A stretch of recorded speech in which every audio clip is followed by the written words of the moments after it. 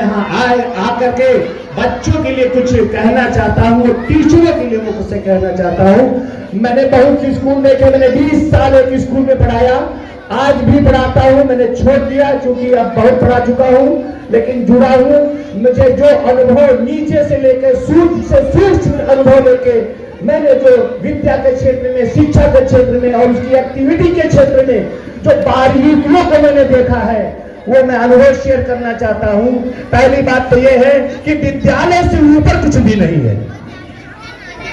मैंने देखा मैनेजमेंट में ईगो होता है, मैनेजमेंट में महत्वाकांक्षाएं आ जाती है, मैनेजमेंट में जो क्या आ जाता है, इच्छाएं वासनाएं आ जाती है और वो स्कूल को नष्ट कर देता है और बच्चों को कोई नहीं ध्यान देता है।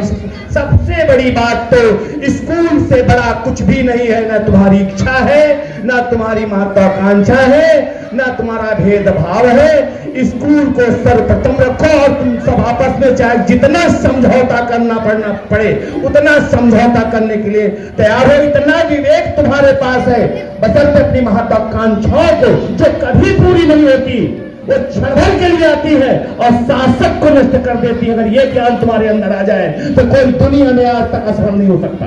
लेकिन आता है एक क्षण भर के लिए, एक आता है, एक वासना आती है, एक क्षण भर के लिए ईगो आता है। और मैंने देखा बहुत सी स्कूल ऐसे बिल्डिंग करोड़ों की खड़ी है जहां पर बच्चे चले गए और वहां कहीं कुछ नहीं है। अपनी लगाम तो अपनी क्या कहते हैं, महत्वाकांक्षाओं को, काम को, लोगों को लगाम दो। और उसके बाद विद्या एक मंदिर है।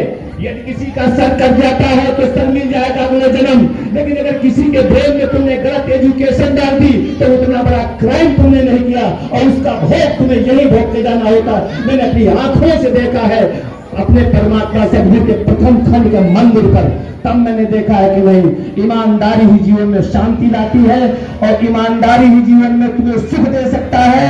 बहुत बड़ा बनने की जरूरत नहीं है। शिक्षा जीवन का सबसे परम लक्ष्य है। इन छोटे छोटे बच्चों के साथ, इनके अभिभावकों के साथ अगर आप बेईमानी करते हैं तो ये बेईमानी तुम पर गिरेगी गिरेगी गिरेगी। इसलिए बुरा लगे तो क्षमा कर देना, लेकिन मैं बात थोड़ी कड़ी कहता हूं कि मैं इन बच्चों को जब अभिभावक भेजे हैं तो भाई साहब तुम इनके मां और बाप के रूप में भेजे गए और इनको पढ़ाने के लिए एक टेक्निकलिटी होनी चाहिए।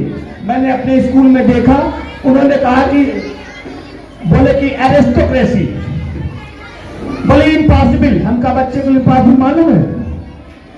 हम कहा कहीं बोले, वो टीचर आता कहता असंभव। हम कहा बच्चे को असंभव भी नहीं मालूम। अब बताओ, आप कक्षा 7 का बेटा असंभव क्या जाने? तुम कहते हो सुप्रीम, स्कूल में लिखा सुप्रीम लिखा बुक में, तुम सुप्रीम बताते हो। तुम्हें सुप्रीम ये बताना पड़ेगा कि बच्चा जब कक्षा में कोई बच्चा तेज होता है या किसी का बस्ता बहुत अच्छा होता है या किसी की साइकिल बहुत अच्छी होती है तो उसको सुप्रीम कहते हैं। जब तक नीचे जाके जहां पर बच्चा खड़ा है वहां उस चीज को कन्वर्ट करके अगर बच्चे को नहीं देते हो तो सारी शिक्षा ऊपर ऊपर चली जाती है और बच्चा यूं ही रह जाता है। इसलिए बुक के लेवल को और बच्चे को लेवल को देख करके और बुक की चीज को, जटिल चीज को सरल में कन्वर्ट करने की कला का नाम है टीचर।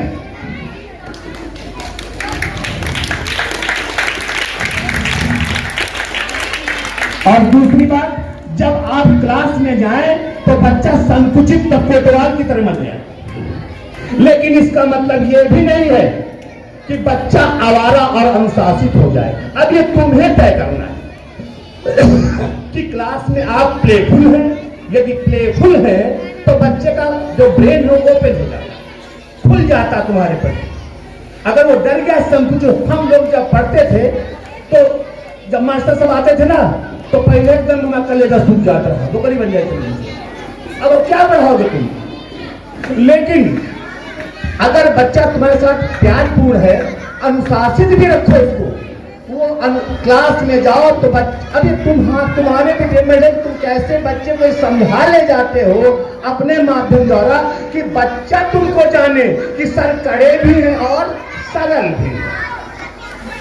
और ये मैंने प्रयोग किया और इतना बच्चे मुझे प्यार करते हैं कि भी कल एक परसों एक बच्चे को थोड़ा हल्का सा पीट दिया और 3 दिन नहीं दिया, सर नहीं आएंगे क्या, हमने इसकी किस कर लेने का, वाह कितना प्यार करते हैं। धन्यवाद, जय हिंद, जय भारत, बहुत अच्छा लगा और ये उन्नत करता रहे स्कूल इसी तरह, इसी कामनाओं के साथ। मेरा जो सहयोग थोड़ा बहुत होता होगा मैं देता रहूंगा। जय सदगुरुदेव में बाबा होशो प्रणाम।